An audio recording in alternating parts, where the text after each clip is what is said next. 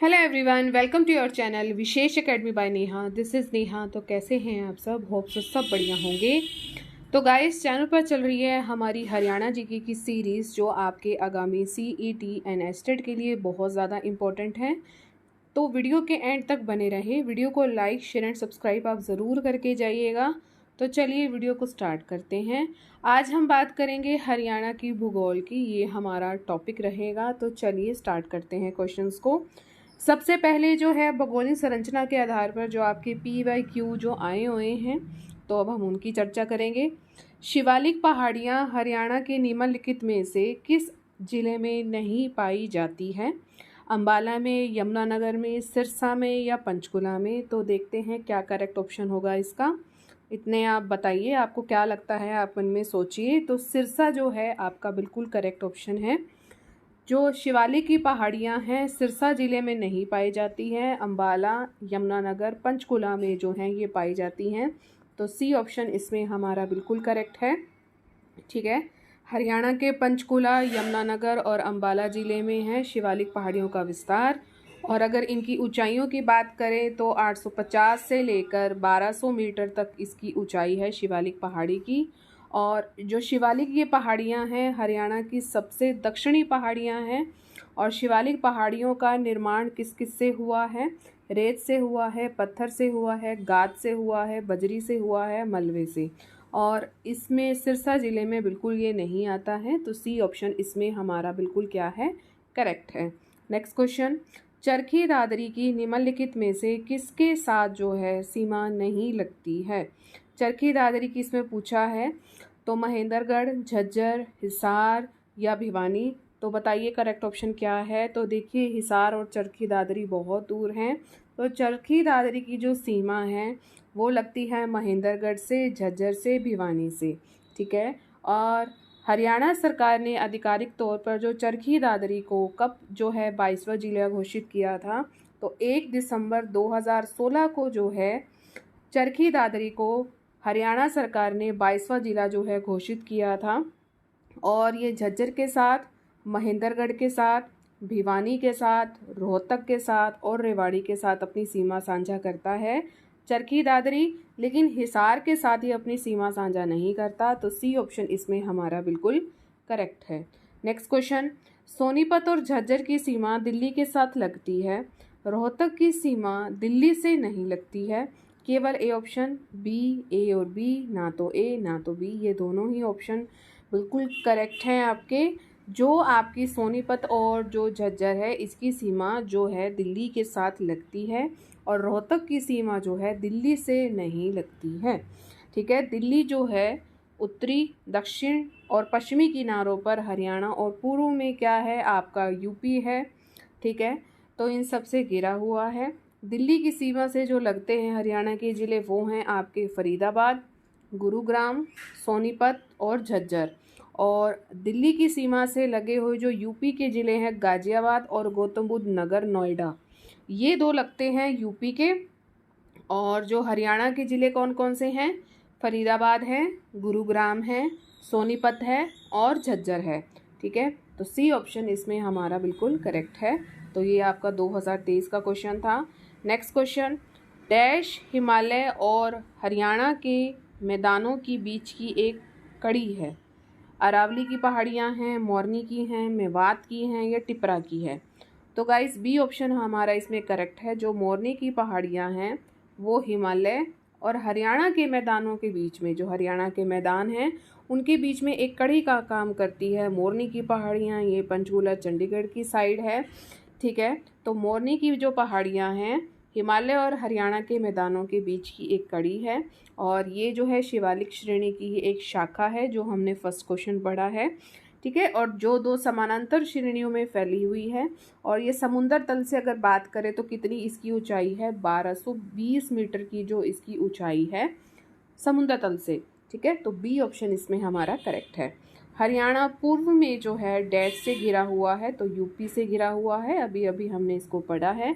और अगर हम पंजाब से बात करें, पंजाब और हिमाचल प्रदेश से घिरा हुआ है। पश्चिमी और दक्षिणी सीमा पर ये राजस्थान है। ठीक है, पूर्वी सीमा पर कौन है? आपका उत्तर प्रदेश से उत्तरी सीमा। ठीक है, और पंजाब और हिमाचल प्रदेश से। पश्चिमी और दक्षिण सीमा पर राजस्थान है। आगे बढ़ते हैं। क्षेत्रफल के संदर्भ में भारत में हरियाणा का स्थान कौन सा है? तो क्षेत्रफल के संदर्भ में जो भारत में अगर बात करें तो हरियाणा का स्थान जो है वो है 20वां। ठीक है, 20वां जो है स्थान है हरियाणा का भारत में। ठीक है, और अगर इसके क्षेत्रफल की बात करें तो 44,212 वर्ग किलोमीटर जो है हमारे हरियाणा का क्षेत्रफल है।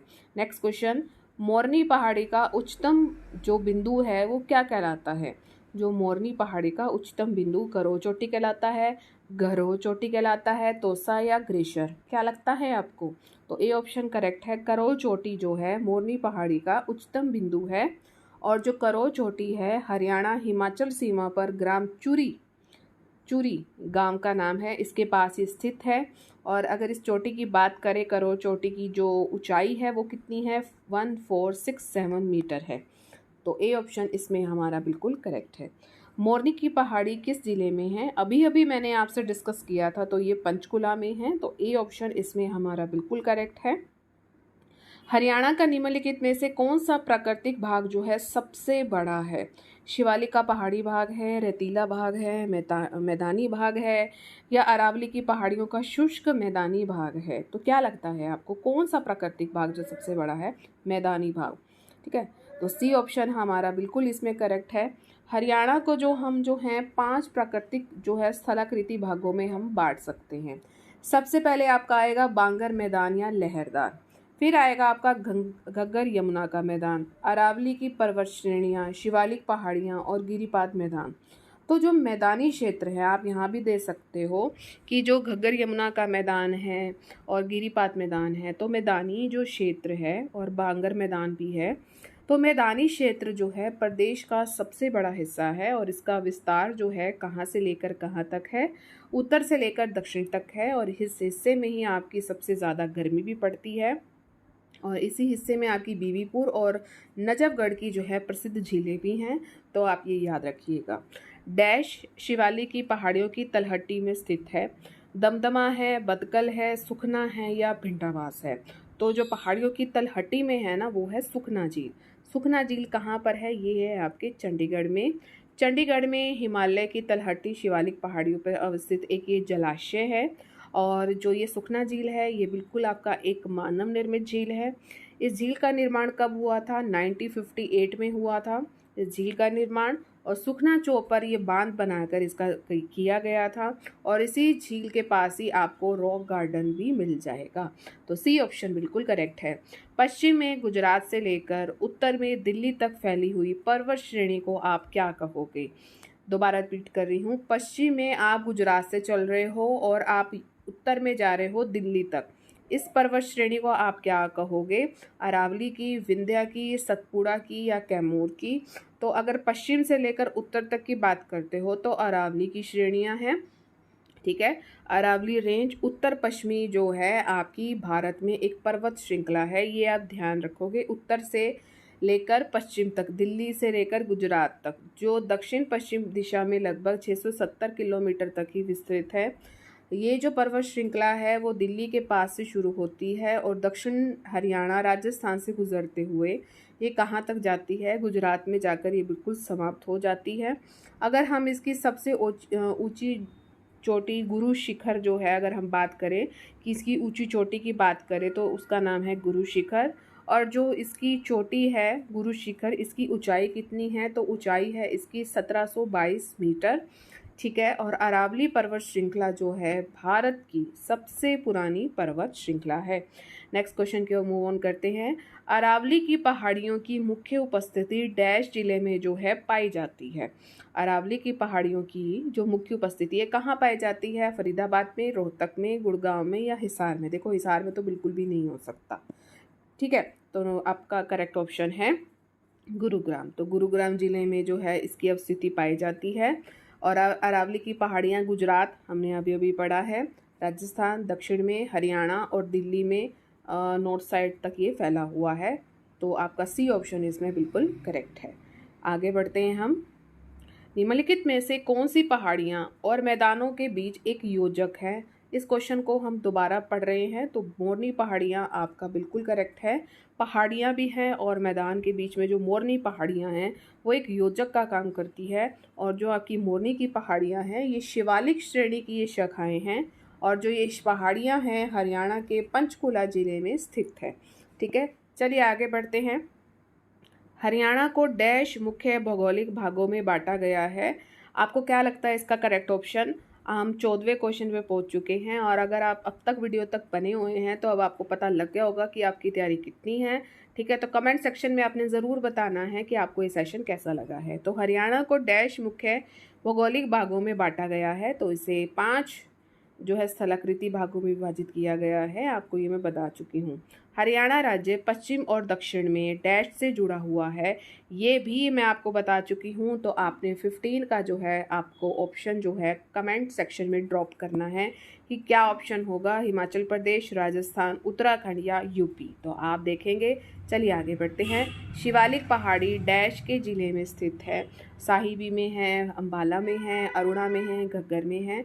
तो देखो ये तो हमारे ज़िले ही नहीं हैं, ये तो नदी है। अम्बाला ज़िले में आपकी शिवालिक की पहाड़ी ये जो है स्थित है, अम्बाला में जाती है, पंचकुला में है, यमुनानगर ज़िलों में शिवालिक पहाड़ियाँ आपको दिखेगी। और अगर इसके विस्तार की बात करें तो 3514 वर्ग किलोमीटर क्षेत्र जो है इसका क्षेत्र है। तो बी ऑप्शन इसमें हमारा बिल्कुल करेक्ट है। हरियाणा डैश के लगभग 300 मील उत्तर में स्थित है।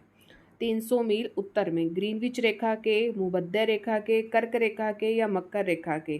तो क्या लगता है आपको इसका करेक्ट ऑप्शन? तो इसका सी ऑप्शन बिल्कुल करेक्ट है। हरियाणा जो है कर्क रेखा के लगभग 300 मील उत्तर में ये स्थित है। और हरियाणा का देशांतरी विस्तार अगर बात करें जो 74 डिग्री 28 मिनट से 66 डिग्री 36 मिनट है। और अक्षांशीय विस्तार की बात करें तो 27 डिग्री 39 मिनट से 30 डिग्री 55 मिनट है। और हरियाणा भारत का भू अविशिष्टित राज्य है। तो सी ऑप्शन इसमें हमारा बिल्कुल करेक्ट है। ठीक है, चलिए आगे बढ़ते हैं। हरियाणा में अरावली की पहाड़ियों का सबसे ऊंचा क्षेत्र कौन सा है? करो चोटी, टिपरा की पहाड़ी, मेवात की पहाड़ी या धोसी की पहाड़ी, ये भी मैं आपको बता चुकी हूँ। तो 18 का भी आपने कमेंट सेक्शन में ड्रॉप करना है करेक्ट ऑप्शन क्या होगा। ठीक है, धोसी की पहाड़ियाँ हैं। ऊंचा क्षेत्र पूछा है आपसे।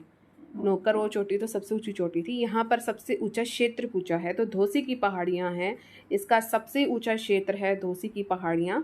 ठीक है, इसका मैं आपको ही बता रही हूँ। और ये अरावली पर्वत श्रृंखला के उत्तर पश्चिम छोर पर यह स्थित है धोसी की पहाड़ियाँ। और अरावली श्रेणी उत्तर पश्चिमी भारत में एक पर्वत श्रृंखला है जो लगभग कितने किलोमीटर तक विस्तृत है? 670 किलोमीटर तक ये विस्तृत है। और अगर इसकी सर्वोच्च चोटी गुरु शिखर है। हाँ, ठीक है। पर्वतों को हरियाणा में देखा जा सकता है Himalaya range, tiger hills, Aravalli या विंध्य। पर्वतों को हरियाणा में हम कैसे देख सकते हैं? अरावली पर्वत में देख सकते हैं। ठीक है, हरियाणा राज्य में अरावली पर्वत को विस्तार से हमारा इसमें हम देख सकते हैं।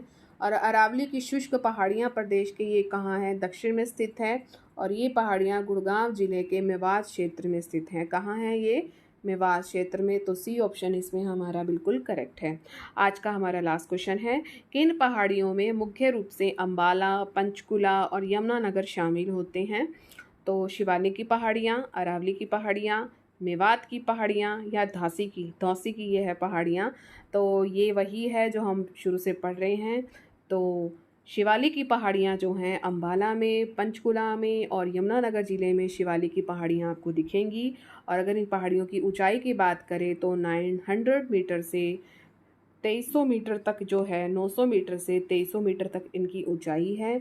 और मोरनी की पहाड़ियाँ हरियाणा की सबसे ऊंची पहाड़ी है और जिसकी सर्वोच्च चोटी क्या है? करो चोटी। तो इतना आपको है जो अच्छे से रिवाइज हो गया होगा। तो ए ऑप्शन करेक्ट है। तो कैसा लगा ये सेशन? उम्मीद है अच्छा लगा होगा, आपको मेरे एफर्ट्स अच्छे लग रहे हैं। तो प्लीज़ आप सभी आप लाइक ज़रूर करके जाएँ, शेयर आप मैक्सिमम करें, सब्सक्राइब आप ज़रूर करो और रेड बटन को ज़रूर प्रेस करो, ऑल पर ज़रूर क्लिक करो ताकि चैनल पर जितनी भी वीडियोस आएँ उसकी नोटिफिकेशन आपको टाइम टू टाइम मिलती रहे। कल हम और अच्छे से क्वेश्चंस करेंगे और आप देख पा रहे हो कि 20 क्वेश्चन जो है मैंने आपको करवाए हैं, लेकिन इसमें भी आपके बहुत सारे क्वेश्चन जो है कवर अप किए गए हैं। डेली बेसिस पर हम इतने ही क्वेश्चन करेंगे, ज़्यादा हमने बर्डन नहीं लेना क्योंकि हमने चीज़ों को याद करना है। एज ए रिवीजन आप जो है इस चैनल पर विजिट कर सकते हैं। साथ में मैं आपको बता दूं कि बीए की क्लासेस भी चल रही है, जिसमें मैं आपको वर्ल्ड हिस्ट्री का टॉपिक जो है करवा रही हूं। अगर आप बीए के विद्यार्थी हो, ठीक है, तो वर्ल्ड हिस्ट्री का टॉपिक मैं आपको करवा रही हूँ, अमेरिकी क्रांति में आपको करवा रही हूँ। और अगर आप बीए सेकंड सेम यानी कि बीए फर्स्ट ईयर के विद्यार्थी हैं, बीए सेकंड सेम जो आपके एनईपी के अकॉर्डिंग जो आपकी न्यू बुक आई है, ठीक है, तो उसमें जो मैं आपको है यूनिट 3 करवा रही हूँ, कन्नौज के लिए त्रिपक्षीय संघर्ष।